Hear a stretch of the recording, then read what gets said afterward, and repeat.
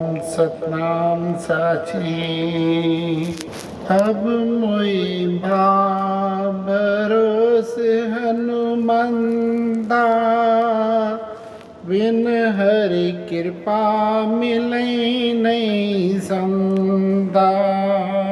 सदगुरु स्वामी देवराम जी महाराज के जीवन चरित्र में एक बार आया है।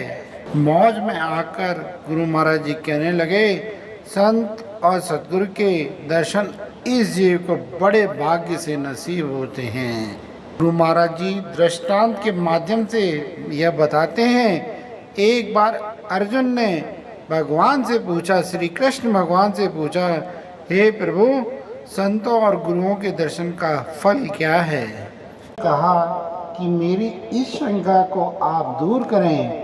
भगवान ने अर्जुन से कहा, आपको यदि प्रत्यक्ष देखना है तो आप कल प्रातः काल के समय पूर्व दिशा की तरफ जाना और मार्ग में जो भी मानव अथवा पशु पक्षी मिले उनसे संतों और गुरुओं के दर्शन का फल पूछना। प्रातःकाल उठकर अर्जुन ने ऐसा ही किया। मार्ग में उन्हें एक वृक्ष पर एक कौवे के बच्चे को बैठा देखा। अर्जुन ने उससे पूछा, संतों के दर्शन का क्या लाभ है, क्या फल होता है? अर्जुन के पूछने पर उस कौवे के बच्चे ने अर्जुन की तरफ देखा और उसका शरीर शांत हो गया, वो मर गया। तब अर्जुन को बहुत दुख हुआ। अर्जुन ने मन में कहा, मेरी शंका भी दूर नहीं हुई और सुबह सुबह यह पाप भी हो गया। वह उदास होकर अपने घर लौट आया। सारी बात श्री कृष्ण भगवान जी को उससे बताई। भगवान कहते हैं, कोई चिंता की बात नहीं है, कल दक्षिण दिशा की ओर जाना। अर्जुन ने वैसा ही किया जो कल किया था। उसने रास्ते में एक तालाब को देखा। तालाब के बीचों बीच एक बगला खड़ा हुआ था। बगले से अर्जुन ने पूछा, तो की दर्शन का क्या लाभ होता है? और उसकी भी वही गति हुई जो कल कौवे के बच्चे की हुई। इसी प्रकार वह बगला भी मर गया।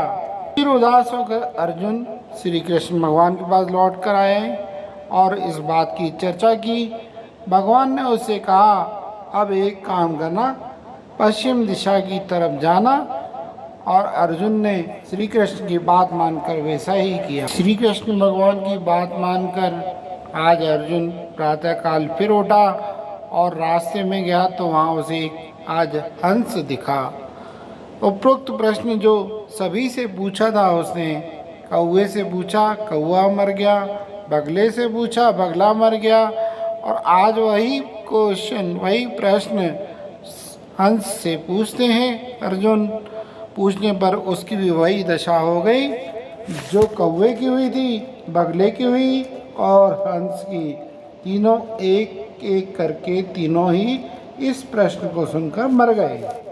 अब मन में निश्चय कर लिया कि यह प्रश्न अब मैं भगवान से पूछूंगा ही नहीं। यह सोचकर वह घर लौट आए। इस बात को घटित हुए कुछ दिन बीत गए, फिर कुछ साल और भी बीत गए, पर अर्जुन के मन में यह बात सदा ही खटकती रहती थी कि अंत में उसने भगवान से रहा ना गया। फिर पूछा कि भगवान ने तब कहा, पहले जो आपने बात पूछी थी और लौटने पर उस बात का कोई जवाब नहीं दिया। तब अर्जुन ने सारी बात श्री कृष्ण भगवान को बताई और कहा कि मुझे अत्यंत दुख हुआ, इसलिए मैंने ये बात वहीं ख़त्म कर दी थी। और लाना देते हुए कहा, कृपा कर फिर मुझसे ऐसा पाप न करवाना। भगवान ने उसे आश्वासन देते हुए कहा, आप कुछ भी चिंता न करें, कल उत्तर दिशा की ओर जाएं। अर्जुन ने श्री कृष्ण की बात मानी।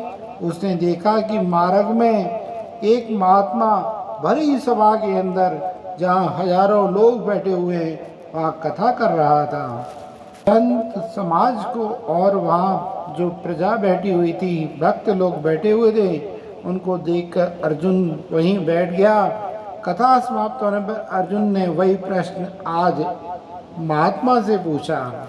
इस पर महात्मा ने कहा, महात्मा ने अर्जुन से कहा, हे अर्जुन, आप वही बात पूछ रहे हो। महात्माओं के दर्शन का फल प्रत्यक्ष आपने देखा तो है, और क्या सुनाऊं आपको। मैं पहले कौवे की योनि में था। वहाँ पर आपके दर्शन करने से मेरी काग कौवे वाली योनि समाप्त हो गई।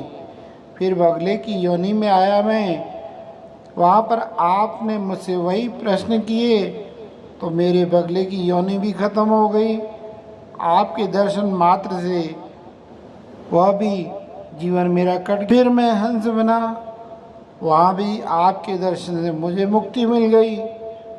फिर मनुष्य योनि धारण कर स्वयं संत होकर सारी सभा को आज मैं ज्ञान जो दे रहा हूँ, ये आपके दर्शन का ही तो फल है। अतः अब ये चोला छोड़कर अपने स्वयं के साधु स्वरूप में मैं लीन हो रहा हूँ। ऐसा कहकर महात्मा ने ओम का उच्चारण कर अपने शरीर का त्याग कर दिया। अर्जुन प्रसन्न होकर भगवान के पास आज लौट कर आए। गुरु महाराज जी बताते हैं, तात्पर्य यह है कि संतों महात्माओं के दर्शन करने से इस जीव का कौवे जैसा स्वभाव, सारा दिन व्यर्थ बकवास करना, व्यर्थ बोलना, टाटा करना मिट जाता है और वह सदैव शांति में रहता है।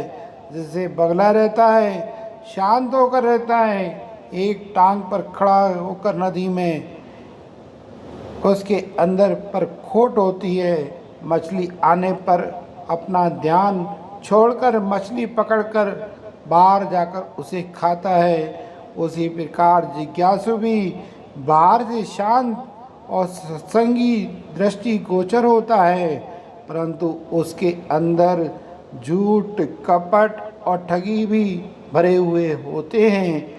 पर धीरे धीरे संतों के संग से उसका चित्त शांत हो जाता है और शुभ गुण रूपी मोती हंस की तरह वह अब ग्रहण करने लगता है।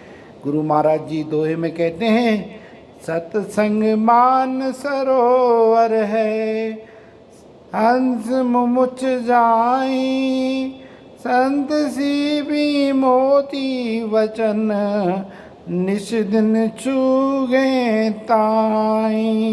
धीरे धीरे वह जिज्ञासु फिर संत होकर, संतों का संग पाकर, आत्मज्ञान प्राप्त कर स्वयं भी जीवन मुक्त होकर जगत में विचरता है और संसार के अन्य जीवों का भी उद्धार करता है। श्री रामचरित में भी आया है, हेतु रहित जग जुग उपकारी, तुम तुम्हार सेवक असुरारी।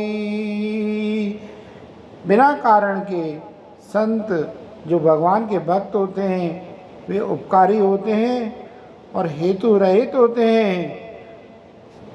हे भगवान, वही सच्चे संत महापुरुष होते हैं। उनके दर्शन से जीव इस भवसागर से पार हो जाता है। संत दर्शन पातक हरई। संतों के दर्शन से समस्त पाप क्षीण हो जाते हैं, जल जाते हैं, समाप्त हो जाते हैं। बोलिए आचार्य सद्गुरु स्वामी देवराम महाराज की जय।